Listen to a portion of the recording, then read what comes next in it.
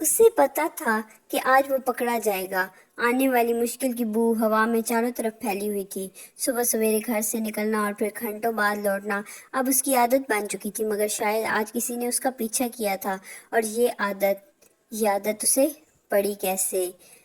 پہلے پہل تو وہ گھر سے نکلتا اور ارد گرد بنگلوں کے بیچ سے ہوتا ہوا بڑی سڑک تک پہنچتا، پھر سڑک پار کر کے پرانے اور خستہ مکانوں کے درمیان ایک گلی پر سیدھا چلتے چلتے کھلے بازار تک پہنچ جاتا، جہاں کی رونق اور گہما گہمی اسے اچھی لگتی۔ مگر ایک دن نہ جانے کیوں وہ پرانے مکانوں کی درمیانی گلی پر چلتے چلتے بازار سے پہلے ایک خاص مقام پر بائیں جانب مڑ گیا تھا، اور پھر تھوڑی ہی دور اسے وہ کوڑے کا وسیع ڈھیر نظر آیا تھا جہاں اب وہ روزانہ جاتا تھا۔ اسی کوڑے کے ڈھیر پر اسے وہ دونوں کھیلتے ہوئے ملے تھے جن سے اب وہ روزانہ کھیلنے جاتا تھا، چھوٹے چھوٹے ہاتھ، ننگے پاؤں، معصوم چہرے، شرارتی آنکھیں۔ پہلے دن تو وہ انہیں دور سے ہی دیکھتا رہا، وہ کبھی اپنے چھوٹے چھوٹے ہاتھوں سے کوڑے کو کریدتے اور اس میں سے ملنے والی اشیاء اپنی بڑی بڑی نیلی بوریوں میں ڈالتے، بوریاں جو ان سے بھی بڑی معلوم ہوتی تھیں اور جنہیں جب وہ کمر پر لاتے تو پوری نہ اٹھتی اور زمین پر گھستی رہتی، اور کبھی سب کچھ چھوڑ کر کھیل کود میں لگ جاتے، ایک دوسرے کے پیچھے بھاگتے یا کسی ڈبے کو گیند بنا کر کھیلنے لگتے۔ ان کے ایک دوسرے کو بار بار پکارنے سے اسے یہ بھی اندازہ ہو گیا تھا کہ نسبتاً لمبے قد مگر چھوٹے بالوں والا جمیل ہے اور چھوٹی سی چادر سر پر اوڑھنے والی جمیلہ ہے۔ یہ چادر جو جگہ جگہ سے پھٹی ہوئی ہوتی تھی، کبھی سرکتی سرکتی جمیلہ کے کندھوں پر آ جاتی اور کبھی کھیل کے دوران بالکل ہی زمین پر پڑی ہوتی، تب اس کے لمبے بھورے بال صاف نظر آتے۔ پہلے دن اسے یہ بھی اندازہ ہو گیا تھا کہ وہ دونوں کام اور کھیل کے بیچ کنکھیوں سے اس کی طرف دیکھ رہے تھے۔ دوسرے دن سے وہ ان کے ساتھ کھیلنے لگا تھا۔ پھر وہ دن بھی آیا جب اس نے انہیں لڑتے دیکھا۔ اس دن جمیل کو کوڑے کے ڈھیر میں خراب انگوروں کا ایک گچھا ملا تھا جن میں ایک دانہ بالکل صاف تھا۔ جمیل اس صاف دانے کو دیکھ کر خوشی سے اچھلا تھا اور جمیلہ اس کی طرف بھاگی تھی۔ اپنے انگور کے دانے کو بچانے کے لیے جمیل نے جمیلہ کو دھکا دیا۔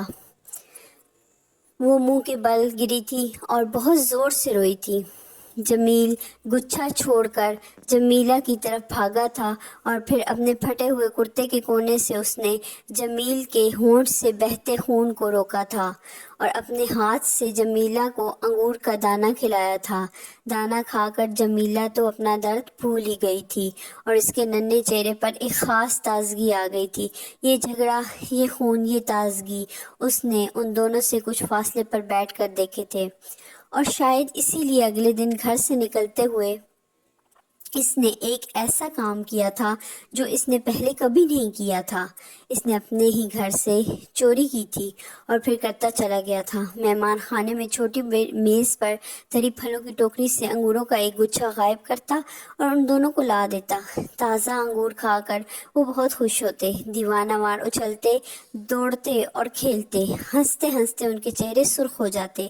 اس نے ایسا سرخ رنگ اس سے پہلے کچھ پودوں پر پتوں کے بیچ جھومتے دیکھا تھا۔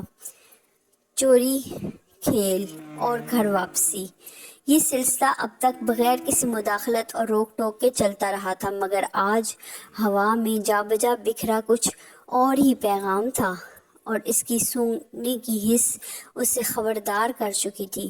گھر پہنچتے ہی بڑی مالکن اس پر برس پڑی۔ چھوٹے مالک نے اس کا پیچھا کیا تھا اور گھر آ کر سب کچھ بتا دیا تھا۔